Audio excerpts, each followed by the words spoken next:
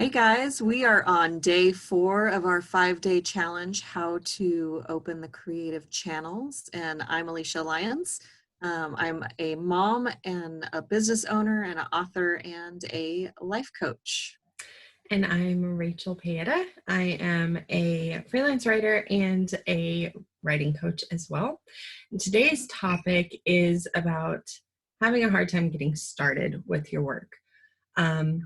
Staring at a blank page and seeing that blinking little icon where you're supposed to start can be completely overwhelming.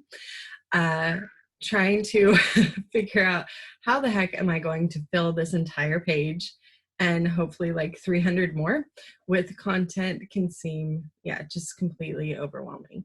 Part of the problem too is that we put so much pressure on trying to hook the reader right away.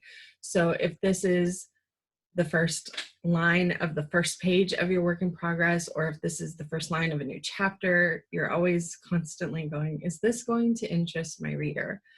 One of the things that happened this week that kind of goes in line with this is there was in the writing community on Twitter, someone put out a call to the writers to share the first line of their first chapter.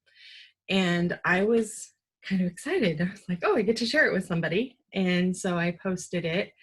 And like right after I clicked, share, I was like, oh my goodness, what are people going to think about this? This is so scary. What if no one likes it? What if no one says anything about it? This is so scary. And then I was scrolling through some of the other submissions, I guess, that other authors shared. And it was interesting to see there were some first sentences that just totally grabbed me. And I was like, I can't wait to read this book when it comes out. And then there were others that I was like, that's not super strong. Like I'd give it a chance, but it's not like I need to read this right now. Yeah. Could you please share the first paragraph? I'll go from there. So yeah, there's a lot of pressure to get the story right away. And I think that comes from like most writers are also readers, and you know what grabs you and you know what doesn't. And so I think that's where the pressure comes on from, is that you want something to start out really good and grab them. But the reality is that the first draft is rarely, if ever, the final draft. Mm-hmm. I would venture to say never the final draft. And so when I was writing my mom book, I didn't have any idea really what the book was going to be about. I had a general concept that it was about mom guilt. I had interviewed several moms, and I just wrote down things in their language that I wanted to debunk in my book. The style, the format of it now is so different than what I had originally started. Up to and including, like, I didn't even know what the title was. And when I'm writing my fiction, that's the thing that grabs me first, is usually like a song title or something. But I didn't even know what my title is. And at this point, I think I might know my subtitle. The title, but the subtitle has been evolving. So it's unrealistic for us to expect the first draft to be perfect. I think that's what a lot of people are demanding of themselves. Yeah. That's why we stay stuck. Exactly. So we have some tips for you today to help you get unstuck. The first one is to look for outside inspiration. That could be reading a book, like a similar book in the same genre, and getting inspiration from that. It could be going for a walk in nature and seeing this old dilapidated house that could serve as, part of the scenery in your book. You can watch YouTube videos. You can go onto Pinterest and find people who look like your character and create a big vision board basically for your story, so that when you have times down the road when you're feeling blocked, you can go back and look at that. Not only will it help you start, but it will help you continue down the road. Another tip is to choose someone to write to. So like Alicia was saying, she wanted to debunk the myths based on conversations that she had had with other mothers. And so when she was writing to them. Now, we talked about not wanting to write for other people in that you're writing just to please them. That's not what this is at all. This is finding someone to tell your story to, having a specific person in mind that you're writing a story for and that you want to share with them. And finally, I think, Alicia, you were talking about doing a type of visualization exercise. Yeah.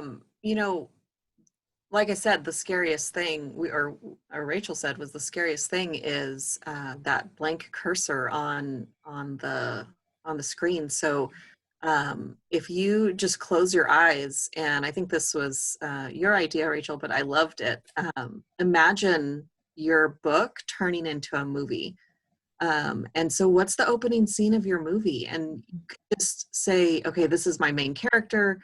What is she doing? She's walking through the park, and a gust of wind blows, and a leaf blows by, and she looks to the right, and an old man with a giant nose sitting on a bench. Like, I don't know why he has a giant nose.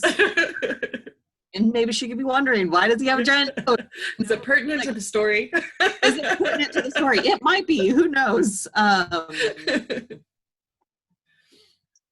Yeah, they have. Anyway, there's people who have, and it's usually like a symptom of drinking too much of alcohol. And her father could be an alcoholic, and so she recognizes that. Anyway, that's kind of where my brain went with that. That's not my story. I'm not taking the rights to that. Yeah, that's it's visualization is so powerful. And I was telling Alicia earlier that in my current work in progress, which is just 3-part fantasy series, I was staring at the blank page and like, how am I going to start this? Because like my mind went to, okay, I want this to be epic. So yeah, how do you start an epic trilogy? Like, this is the first line of the first chapter of the first book in a trilogy. So how are you going to do that? How are you going to set yourself up for success for 3 books? And I started thinking about, okay, if this was a movie, how would I want this to open? What do I think would interest someone, a moviegoer?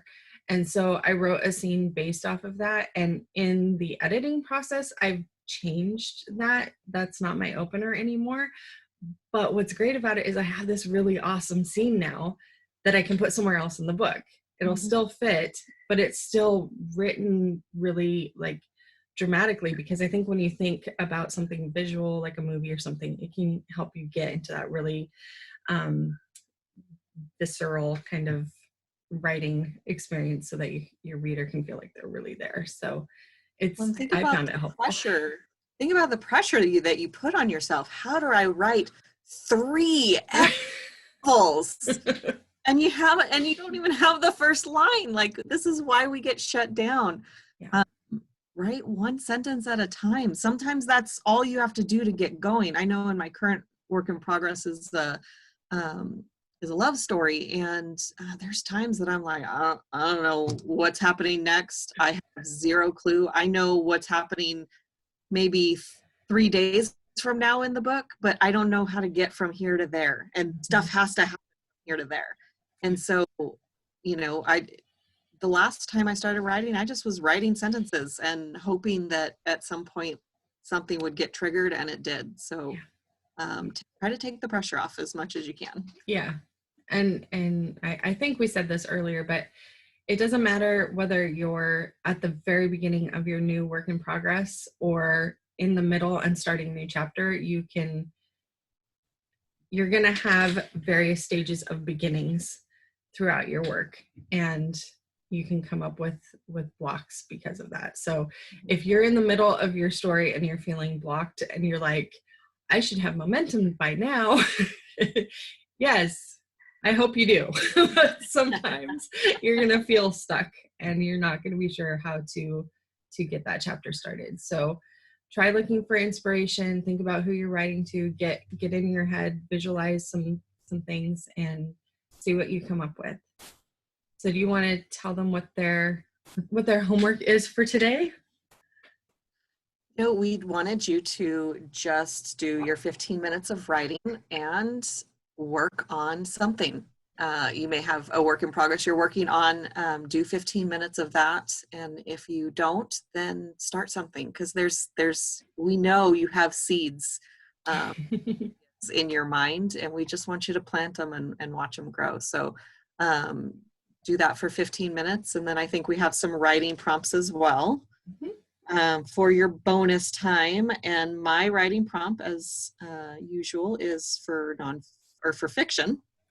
So these are 50 ways to begin a story. I'm not going to read all 50. I'm just but this is a way to begin a story and have your main character. Your main character is in a frustrating situation, and this can give the reader a feel for her everyday life while making them empathize for her right away. Maybe her car broke down, or maybe her cat is puking. Especially funny. So yeah, write a comedy. Write a comedy about your cat puking. Yeah. So my prompt for today is for nonfiction. I actually have two prompts. One I think is super juicy, and I would love for you to do it, but you might not want to share it with us. So that's why I came up with the second one, because we still want you to comment on your aha moments and share your writing with us. So the first one is to tell a secret about yourself. I think that could be super interesting. We actually really want you to share those. But just in case you're not willing to do that, the other prompt is to create a top 10 list. So it could be the top 10 best cookies, the top 10 secrets, top 10 ways to bake a cake, the best places to go hiking, whatever you want it to be. Just create a top 10 list and put it in the comments if you don't want to share your secret. But we'd really love you to. Just a little bit. Yep. Well, this concludes day 4 of our challenge. We're really excited about all the engagement. We're excited about some of your breakthroughs. We're excited about everybody who shared their breakthroughs. Yeah. And keep on commenting, keep on engaging with us. We'll see you tomorrow. Bye. Bye.